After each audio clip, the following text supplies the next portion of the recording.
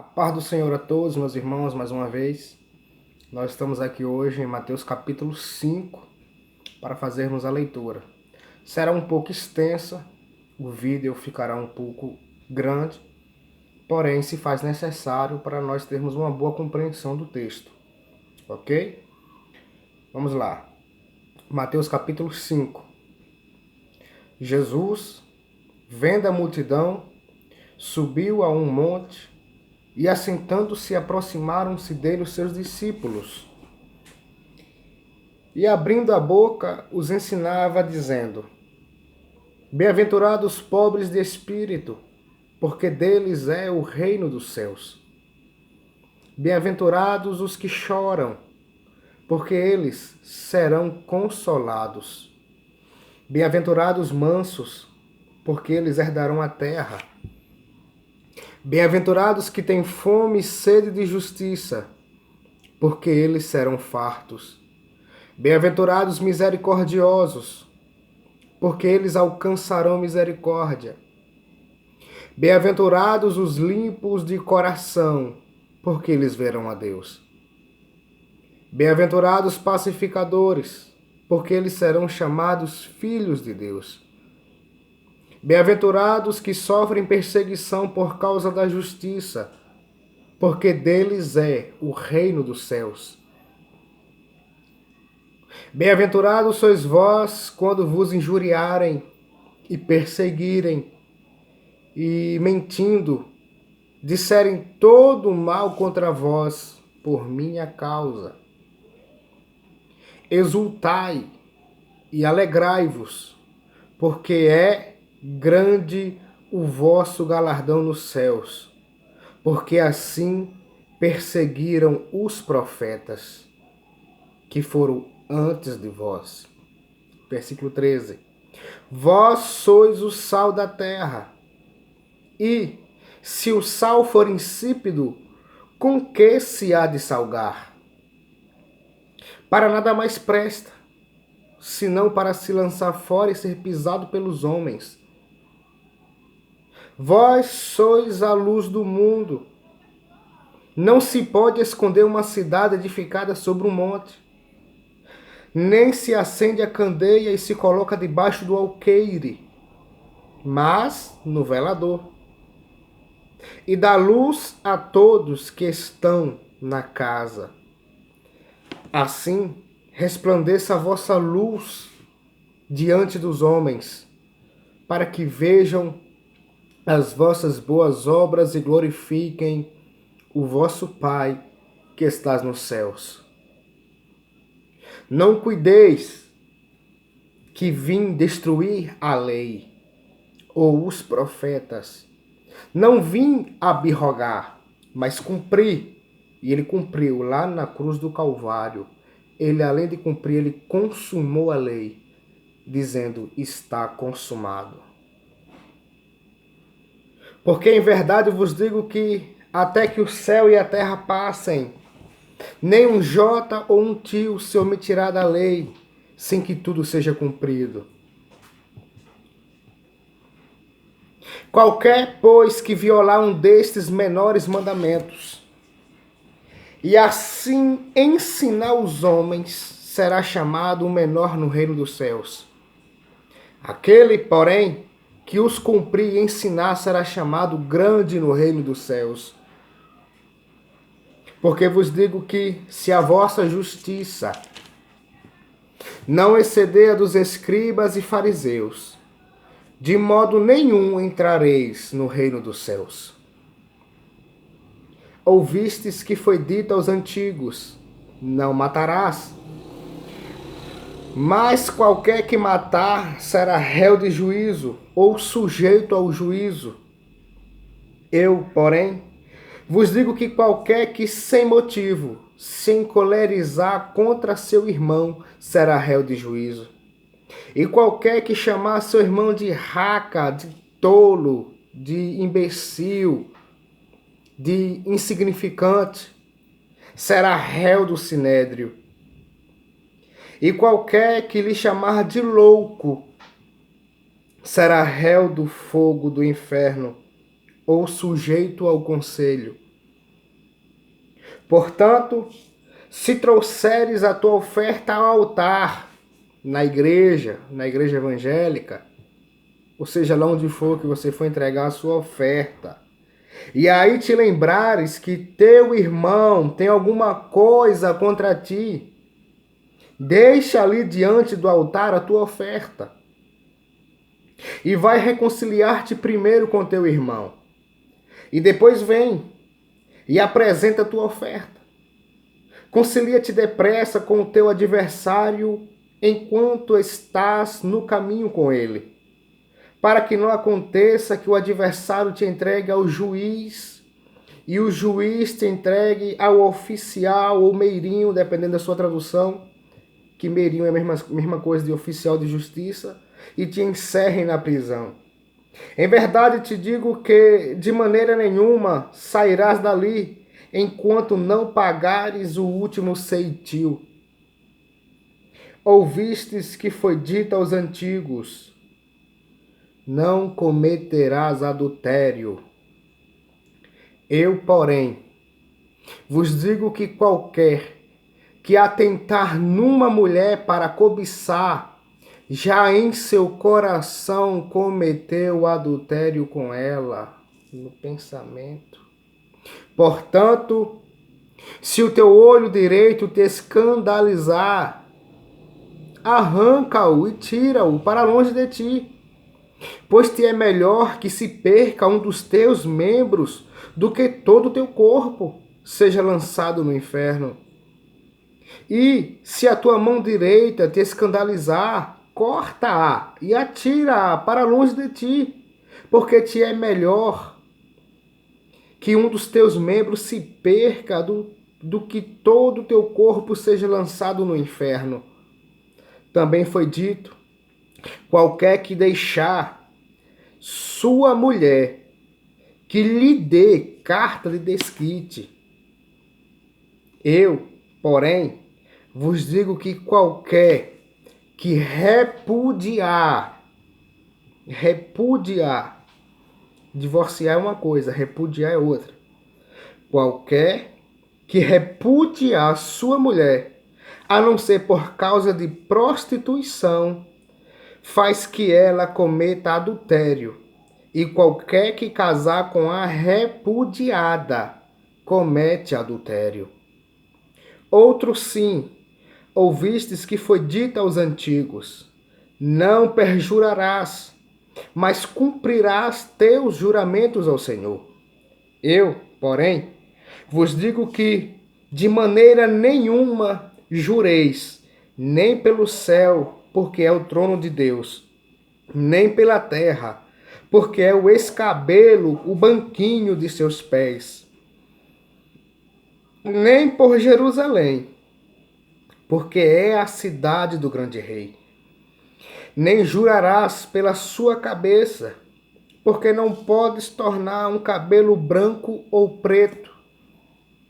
Seja, porém, o vosso falar sim, sim e não, não, porque o que passa disso é de procedência maligna. Ouvistes que foi dito: olho por olho e dente por dente. Eu, porém, vos digo que não resistais ao mal, mas, se qualquer te bater na face direita, oferece-lhe também a outra. E ao que quiser pleitear contigo e tirar-te a vestimenta, larga-lhe também a capa. E, se qualquer te obrigar a caminhar 1 milha, vai com ele 2. Dá a quem te pedir e não te desvies daquele que quiser que lhe emprestes. Ouvistes que foi dito: amarás o teu próximo e aborrecerás o teu inimigo. Eu, porém, vos digo: amai a vossos inimigos, bendizei o que vos perseguem, que vos maldizem, fazei bem aos que vos odeiam, e orai pelos que vos maltratam e vos perseguem, para que sejais filhos do Pai que estás nos céus, porque faz que o seu sol se levante sobre maus e bons, e a chuva desça sobre justos e injustos. Pois, se amardes os que vos amam, que galardão tereis? Não fazem os publicanos também o mesmo? E se saudardes unicamente os vossos irmãos, que fazeis demais? Não fazem os publicanos também assim? Sede vós, pois, perfeitos, como é perfeito o vosso Pai que estás nos céus. Interessante que em nenhum momento aqui eu vi Jesus Cristo dizendo que se levantar contra o ungido de Deus, Deus vai matar a pessoa que se levantou. Em nenhum momento aqui eu vi que se alguém me fizer mal, Deus vai castigar aquela pessoa porque me fez o mal. Pelo contrário, Jesus me ensina a amar os meus inimigos, orar por aquele que me persegue e não condenar, não lançar palavra de maldição. Jesus é totalmente diferente. Eu lhe convido a você meditar na Bíblia a partir de Jesus. Eu lhe convido, se você gosta de ler o Velho Testamento, leia o Velho Testamento a partir de Jesus. Procure encontrar Jesus lá. E não uma mera formalidade que traz ódio, que traz rancor, que traz juízo.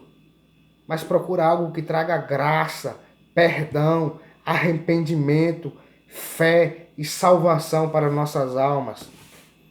E aqui vou ler algumas explicações. O Sermão do Monte, nos capítulos 5 a 7, temos o que é comumente chamado de o Sermão do Monte. Contém a revelação dos princípios divinos da justiça, segundo os quais todos os cristãos devem viver pela fé no Filho de Deus, e mediante o poder do Espírito que neles habita. Todos nós que pertencemos ao reino de Deus devemos ter uma intensa fome e sede de justiça. De que trata este sermão de Cristo? Olha, é fome e sede de justiça e não fome e sede de vingança. É totalmente diferente. Aqui ele fala do versículo 3. Bem-aventurados os pobres de espírito. A palavra bem-aventurados refere-se ao estado abençoado daqueles que, por seu relacionamento com Cristo e a sua palavra, receberam de Deus o amor, o cuidado, a salvação e sua presença diária.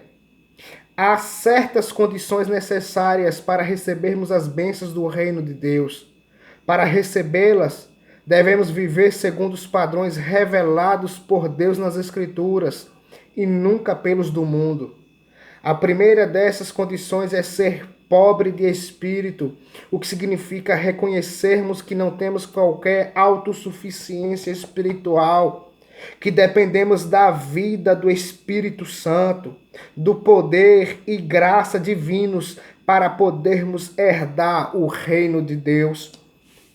Versículo 4, os que choram. Aqui, chorar é contristar-se profundamente por causa das nossas próprias fraquezas, quando nos medimos com o padrão divino de justiça.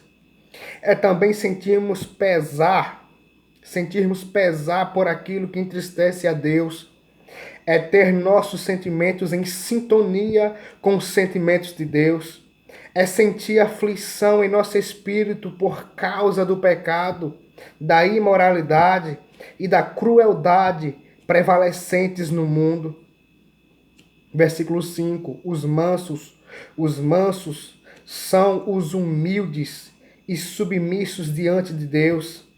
Acham nele o seu refúgio e lhe consagram todo o seu ser. Preocupam-se mais com a obra de Deus e o povo de Deus do que com aquilo que lhes possa acontecer pessoalmente. Os mansos e não os violentos herdarão por fim a vida eterna. Lembra, os mansos terão a vida eterna. Os mansos terão a vida eterna. Fome e sede de justiça. Este é um dos versículos mais importantes do Sermão do Monte. A condição fundamental para uma vida santa em todos os aspectos é ter fome e sede de justiça. Tal fome é vista em Moisés e no apóstolo Paulo. O estado espiritual do cristão durante toda a sua vida dependerá da sua fome e sede da presença de Deus, da palavra de Deus, da comunhão com Cristo, da justiça e da volta do Senhor. A fome que o cristão tem das coisas de Deus pode ser destruída pelas preocupações deste mundo, pelo engano das riquezas, pela ambição pelas coisas materiais, pelos prazeres do mundo e por deixar de permanecer em Cristo. Quando a fome de Deus cessa no crente, este morre espiritualmente. É então indispensável que sejamos sensíveis ao Espírito Santo ao convencer-nos do pecado, da justiça e do juízo. Aqueles que sinceramente têm fome e sede de justiça serão fartos. Quando a Bíblia diz aqui dos prazeres do mundo, não está falando de você curtir a natureza, os animais, não está falando disso. Está falando do sistema mundano que traz engodo para a nossa alma, que traz tristeza, angústia e separação de Deus. Versículo 7, os misericordiosos. Os misericordiosos estão cheios de compaixão e dó para com os que sofrem por causa do pecado ou de aflições.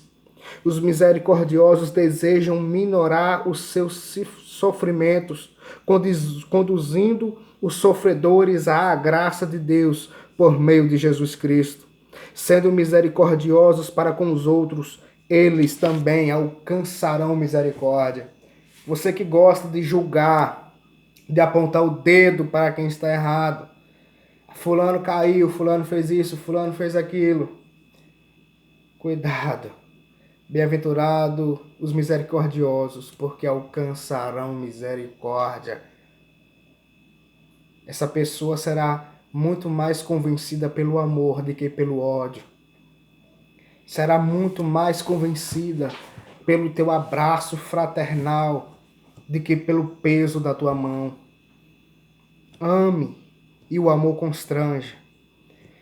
Versículo 8, os limpos de coração.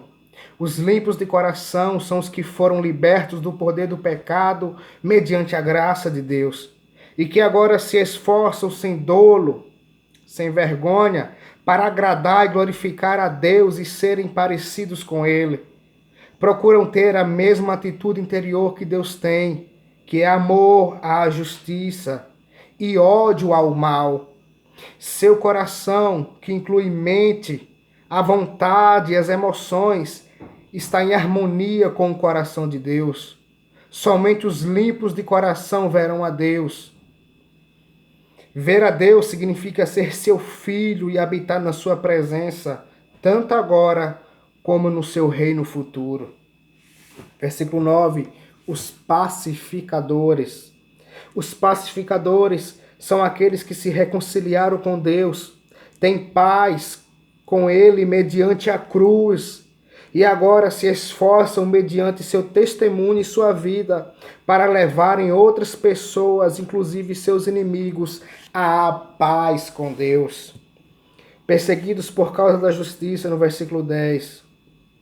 Todos que procuravam viver de acordo com a palavra de Deus, por amor à justiça, sofrerão perseguição. Aqueles que conservam os padrões divinos da verdade, da justiça e da pureza, e que ao mesmo tempo se recusam a transigir com a presente sociedade pecaminosa e com o modo de vida dos crentes mornos, sofrerão impopularidade, rejeição e críticas. O mundo lhes moverá perseguição e oposição, e às vezes da parte de membros da igreja professa. Ao experimentar tal sofrimento, o cristão deve regozijar-se, porque Deus outorga a maior bênção àqueles que sofrem mais. O cristão deve precaver-se da tentação de transigir quanto à vontade de Deus, a fim de evitar a vergonha, a ridicularização, o constrangimento ou algum prejuízo. Os princípios do reino de Deus nunca mudam. Todos os que piamente querem viver em Cristo Jesus padecerão perseguições. 2 Timóteo 3,12. A promessa aos que enfrentam e suportam perseguições por causa da justiça é que dos tais é o reino dos céus. Versículo 13. Sal da terra. Os cristãos são o sal da terra, pois dos valores do sal são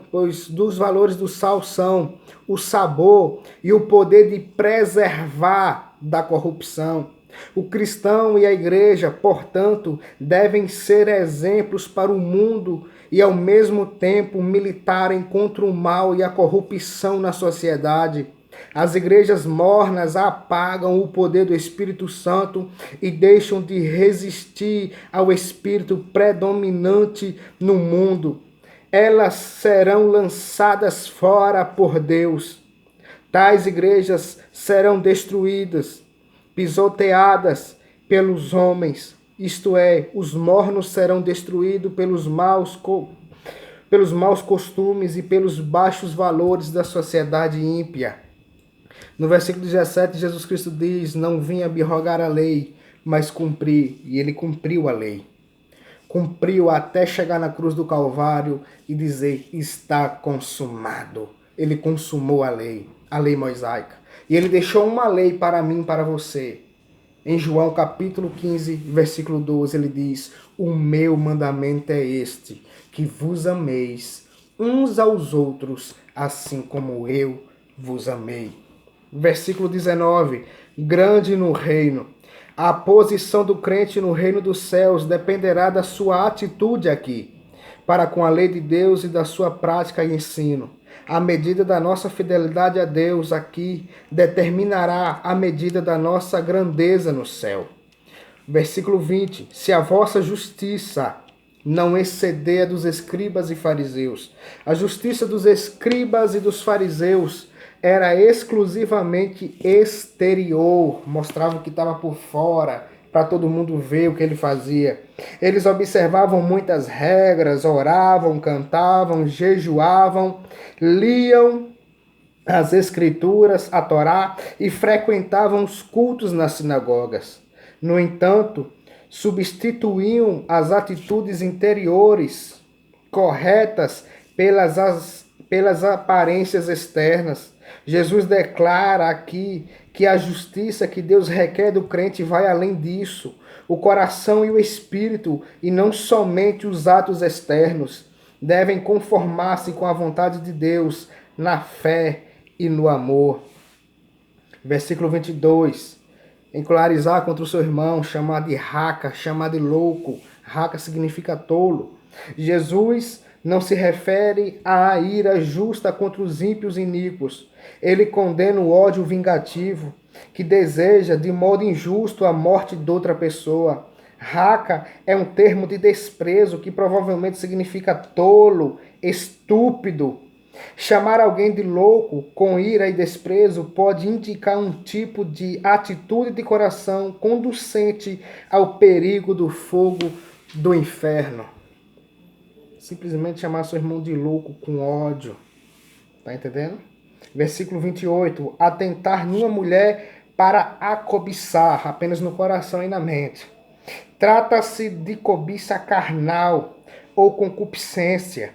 O que Cristo condena aqui não é o pensamento repentino que Satanás pode colocar na mente de uma pessoa, nenhum desejo impróprio que surge de repente. Trata-se, pelo contrário, de um pensamento ou desejo errado, aprovado pela vossa vontade. É um desejo imoral que a pessoa procurará realizar caso surja a oportunidade. O desejo íntimo de prazer sexual ilícito, imaginado e não resistido, é pecado. O cristão deve tomar muito cuidado para não admirar cenas imorais, como as de filmes e da literatura pornográfica.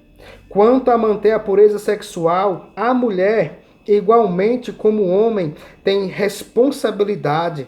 A mulher cristã deve tomar cuidado para não se vestir de modo a atrair a atenção para o seu corpo e, deste modo, originar tentação no homem e instigar a concupiscência, que é um desejo exagerado, vestindo-se com imodéstia, vestir-se com imodéstia é pecado, conforme 1 Timóteo capítulo 2, versículo 9, 1 Pedro capítulo 3, versículo 2 e 3.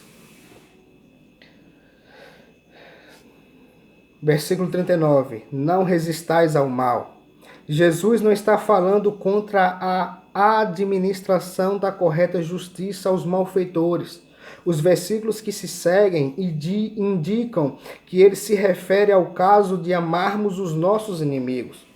Não devemos reagir com espírito de ódio contra o mal praticado contra nós, mas de maneira que demonstre que possuímos valores centrados em Cristo e no seu reino. Nosso tratamento para com aqueles que nos fazem mal deve ser de tal modo que os leve a aceitar a Cristo como seu Salvador. Amém? Que o Senhor Jesus possa continuar lhe abençoando mais e mais. Encerrar, porque o vídeo já está grande. Deus abençoe. Maranata.